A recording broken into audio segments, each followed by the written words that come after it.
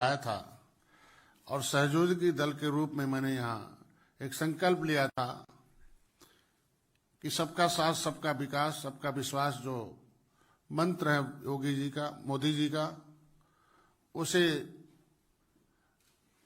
भारत के निचले पावदान में रहने वाले लोगों तक पहुंचाना।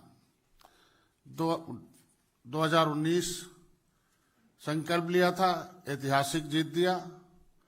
मैं आज फिर आपके साथ संकल्प दोहराता हूं कि 2022 की भी जीत एनडीए की उत्तर प्रदेश में पुनः स्थापित करके देने का काम करेंगे। आपको अवगत कराना है कि देश को आजाद कराने वाली 578 जातियां ऐसी थीं जिनको अंग्रेजों ने क्रिमिनल कास्ट घोषित करके उन्हें कानून बनाकर उजाड़ा था।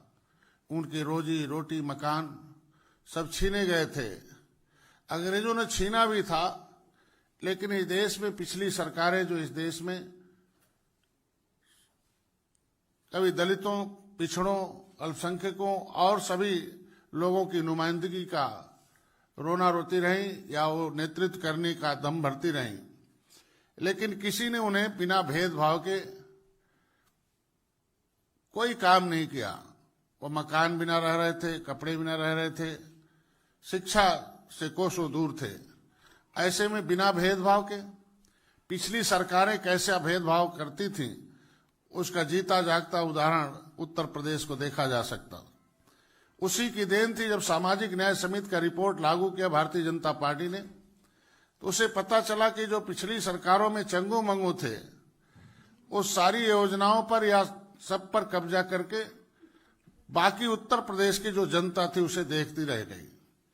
चाहे वो 27% आरक्षण पिछड़े के नाम पर रहा हो, चाहे 23% आरक्षण दलितों के नाम पर रहा हो। मैं आज के बीच में मैं निषाद राज गुरुराज महाराज के उस इतिहास की तरफ ले जाना चाहता हूं कि कभी राम और निषाद राज जब गले मिले थे तो दुनिया में शांति आई थी और एक ऐतिहासिक विजय प्राप्त किया था श्रीलंका पर। एक बहुत बड़ी आबादी मछुआ समुदाय की कोसों दूर थी, जिसे उपेक्षित रखा गया था। समुद्री तटों पर समुद्र में जहाज लेकर जाते थे मछली मारने के लिए, तो कभी श्रीलंका पकड़ लेता था, कभी आंधी तूफान आती थी उसमें खत्म हो जाते थे।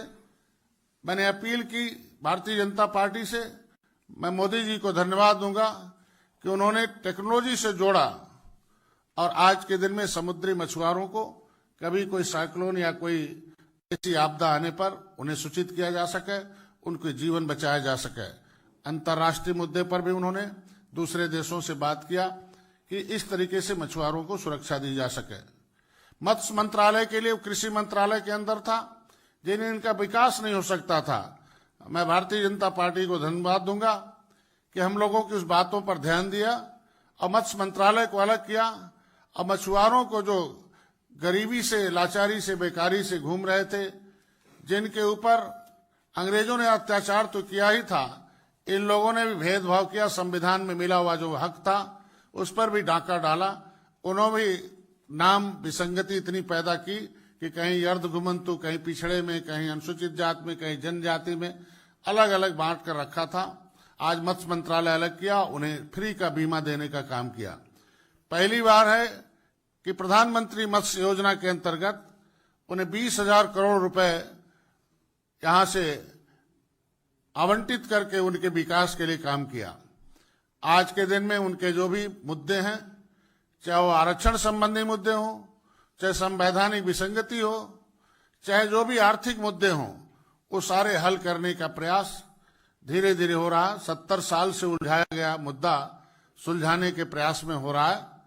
मैं धन्यवाद दूंगा, बधाई दूंगा कि आज के दिन में पिछली सरकारों में कभी एक पन्ने की मांग की जाती थी किसी मंत्री के द्वारा, तो सरकारें मंत्रालय छीन लेती थी कि मछुआरों की बात क्यों उठाते हो, अब क्यों उनकी कागज को लेते हो, नाम नहीं लूंगा। उसको देखकर 2014 से उत्तर प्रदेश में अभिमानी हमारी अपना दल के नेता ने कहा कि किस तरीके से पिछड़ों के साथ धोखा हो रहा था और किस तरीके से पिछड़ा वर्ग आयोग अनाथ घूम रहा था। नौकरी में तो दे दिया था आरक्षण नाम का, लेकिन शिक्षा में कहीं आरक्षण नहीं था। लेकिन पिछड़ा वर्ग आयोग को संविधान में दर्जा देने के बाद सभी इंस्टीट्यूशन में, सभी क्षेत्रों के, सभी शिक्षा के क्षेत्रों में इन्हें आरक्षण का उसका देन था कि 2014 से लगातार उत्तर प्रदेश में एनडीए जो है वो लगातार बढ़ रहा है।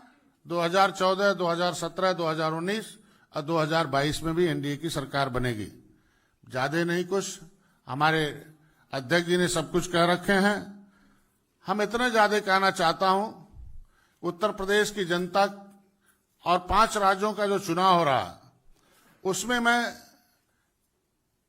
जनता से अपील आज के इस प्रेस कॉन्फ्रेंस के माध्यम से करना चाहता हूं कि भारतीय जनता पार्टी जो कहती है उसे देर सवेर उसे सुलझाने का काम करती है। चाहे वो धारा 370 रहा हो, चाहे राम मंदिर रहा हो, तो ढेर सारे, इसीलिए उत्तर प्रदेश के साथ पूरे देश की जनता विश्वास के साथ एनडीए के साथ है। ये 2022 का चुनाव भारतीय जनता पार्टी, निषाद पार्टी, अपना दल इस 403 सीटों पर मिलकर चुनाव लड़ रही है। बाकी जो भी है आपस में बिना पेच के, बिना किसी असमंजस के, बिना किसी डिस्टरबेंस के सभी वार्ता हो चुकी है। 2022 के जीत के लिए, सीट के लिए नहीं, जीत के लिए चर्चा होती है। और उस जीत की चर्चा में जो हम लोगों को उत्तर प्रदेश की पिछली सरकारों ने किस तरीके से भेदभाव के साथ कोई योजना जाता था तो उत्तर प्रदेश लखनऊ से उसकी लिस्ट जाती थी। मोदी जी हैं, योगी जी हैं, हर वर्ग, हर जाति को, कोई ऐसा वर्ग, कोई जाति ऐसी नहीं कह सकती है कि हमें उस योजना का लाभ नहीं मिला। खासकर महिलाएं जो उपस्थित थी उत्तर प्रदेश की, योजनाओं के लाभ में महिलाओं को विशेष अवसर दिया गया कि उन्हें भी हिस्सेदारी मिलनी चाहिए।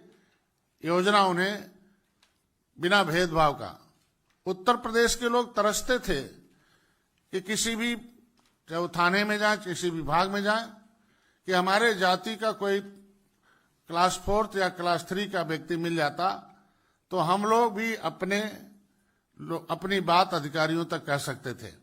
लेकिन अब हमें उम्मीद है, जिस तरीके से उत्तर प्रदेश में हमारे जिस ढेर सारी आबादी मछुआ समुदाय की है, इनके साथ अति पिछड़ी जातियां हैं, उनके जो मुद्दे थे, चाहे वो संवैधानिक मुद्दे हों, चाहे आर्थिक मुद्दे हों, चाहे राजनीतिक मुद्दे हों, भागीदारी देने का काम भारतीय जनता पार्टी ने, उसे हल करने का काम भारतीय जनता पार्टी ने शुरू किया। और सही टू द पॉइंट, पिछली सरकारें ऐसा करती थी 30 साल से कि हमें पिछड़े से निकालती थी और हमें कोर्ट से स्टे लगाकर उनके सारे हिस्से पर कब्जा कराती थी। कम से कम अब सही दिशा में प्रयास हो रहा, चाहे वो आरजीआई के तरफ से हमारा पत्र हो, आरजीआई के द्वारा, चाहे ऊपर का जहां उचित स्थान है, जहां से हमें न्याय मिलना है, उन विभागों को बुलाकर भारतीय जनता पार्टी ने उन्हें बताया कि इस एक विशेष वर्ग के 66 समूह अनुसूचित जातियों में जो है, पिछड़े में जो है, इनके साथ बहुत भेदभाव हुआ है। संविधान में लिखा हुआ था, लेकिन उसके बाद भी इन्हें अवसर नहीं मिला। मैं उम्मीद के साथ कहता हूं, विश्वास दिलाता हूं कि 2022 में एनडीए ने जो भी सीट निर्धारित की है जीतने की, उससे अधिक सीट देने का, जीत दर्ज कराने का काम डॉक्टर संजय और निषाद पार्टी के कार्यकर्ता करेंगे। इस बातचीत के दौरान जो हमारे राष्ट्रीय अध्यक्ष जी ने कहा कि जिस तरीके से सभी चीजों पर, सभी वर्गों के लिए, सभी शोषितों वंचितों के लिए चिंता भारतीय जनता पार्टी करती, पिछली सरकारों ने चिंता की होती तो 2014 से उत्तर प्रदेश में उन्हें करारी हार नहीं देखनी पड़ती। भारतीय जनता पार्टी चिंता करती है, उस पर चिंता करने पर चर्चा करती है, लागू करती है। जो कुछ भी बाकी रह गया है, चर्चा के दौरान जो भी आता है, आएगा, उसे हम लोग 2022 के चुनाव के बाद उसे लागू करके दिखाएंगे। धन्यवाद।